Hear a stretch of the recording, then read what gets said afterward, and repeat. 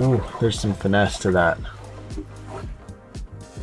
Okay, I'm sitting in my 1993 Jeep Wrangler, which I daily drove for about 6 years until a couple summers ago. I was cruising on the highway and the 2.5 liter 4-cylinder decided to let go. Completely grenaded, threw a rod through the oil pan, got some nice emergency inspection windows in the block. As I was pulling over to the side of the highway, this shouldn't have been my first thought, but my first thought was, I can finally V8 swap this thing. It's something I've been wanting to do since I've had the Jeep back in 2017, and now I have the opportunity to do it.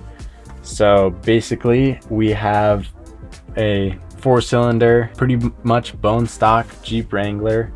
This project has been in the works for about a year now. So things that I have to catch you up on, basically I cut the motor mounts, welded in the Novak conversion mounts. I picked up a motor from the junkyard.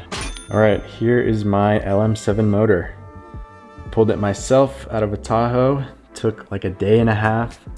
It was grueling, it was freezing cold, I was in the mud, but I got it done somehow.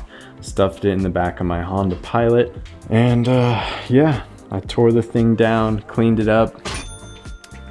I'm not sure if it actually runs, because we have not gotten to that point yet, but you know, I tore it down, everything looks good.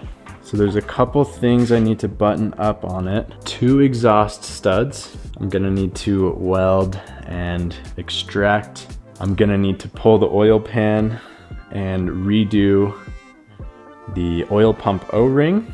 Shit, what else? I'm pretty sure I put this seal on backwards. I'm pretty sure I put the rear main seal on backwards. We're gonna have to redo a couple things, button this thing up, but other than that, she is good to go.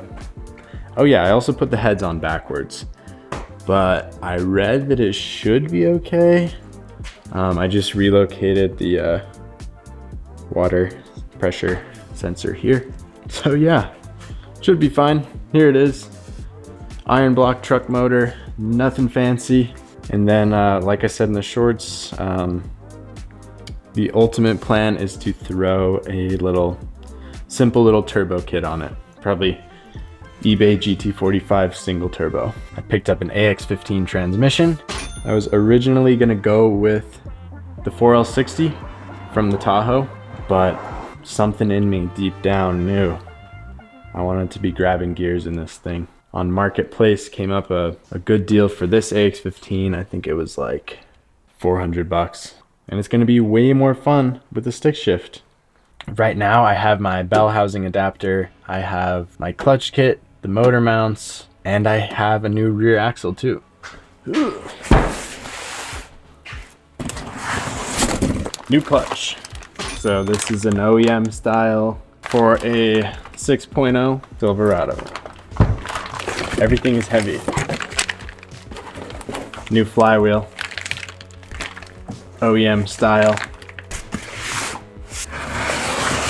Here is the exciting bit. This is the adapter bell housing from Quick Draw brand. I went with this one because it was cheaper. Talked to the guys at Novak. They said it might not be the best choice, but I already bought it, so we'll find out. Beautiful piece of machinery.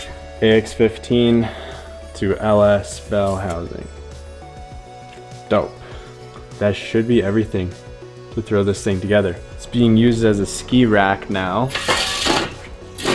but this is my new rear end.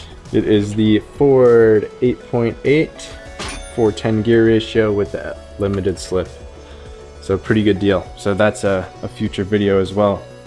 Shaving this thing down, you know, rebuilding the brakes, and I gotta swap it into the Jeep. So basically I have the building blocks to kind of start throwing this thing together, and I made a couple short videos about it. They took some traction, so now I actually have to finish this thing. So while this thing was sitting, I picked up a couple parts for it. New stinger bumper with Smitty built winch. Probably gonna have to rebuild it. Don't really know if it works, but that's a start. Got it for a great deal. I picked up the full doors for, probably overpaid for these because they are both very broken, in need of full restoration.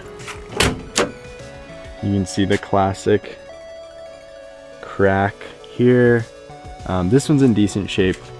The other one, however, is pretty busted. Then I have the graveyard of Jeep parts over here.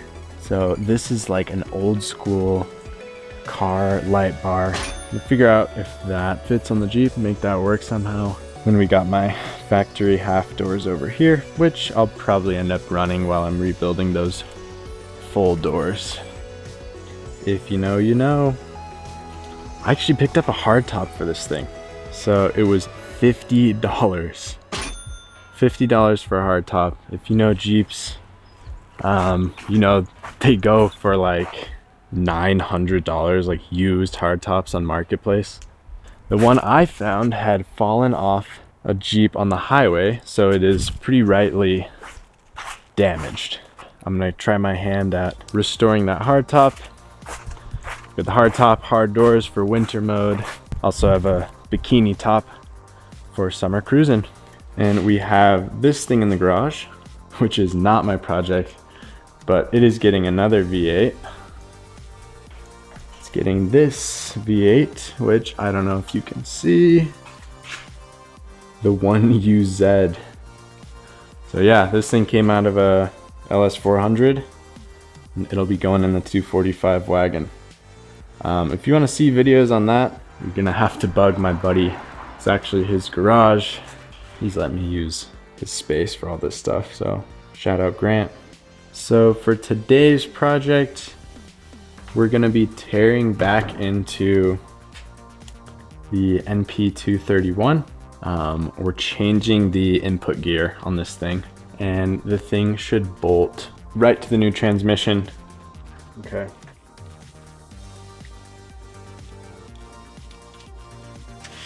And our new beefy boy. This.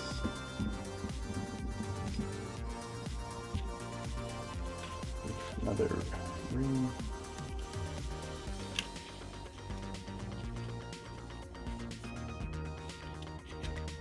This thing. Sweet. And then this thing.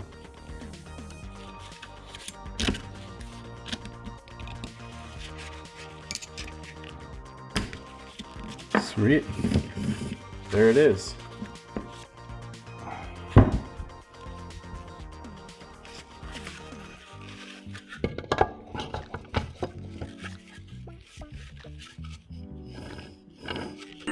Oh my god, it's so heavy.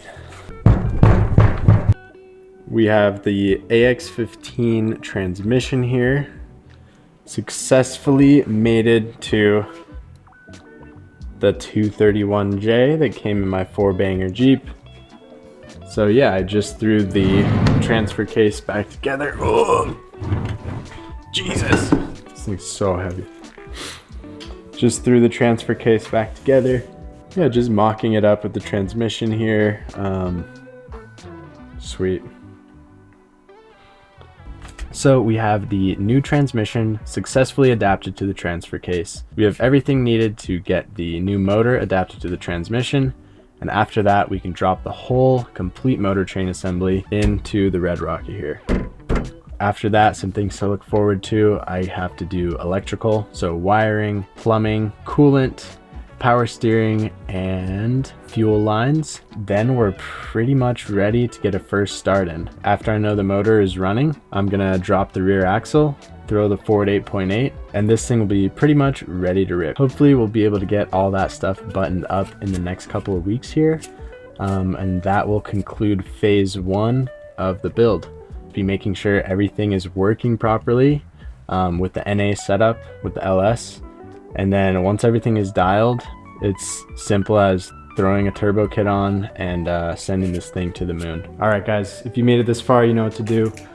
Subscribe for more, like the video, comment if you have any insight or tips, because I have no idea what I'm doing. And if you want to see some shorts on the build and some more car photography related content, you can always follow my TikTok and my Instagram. Thanks for watching.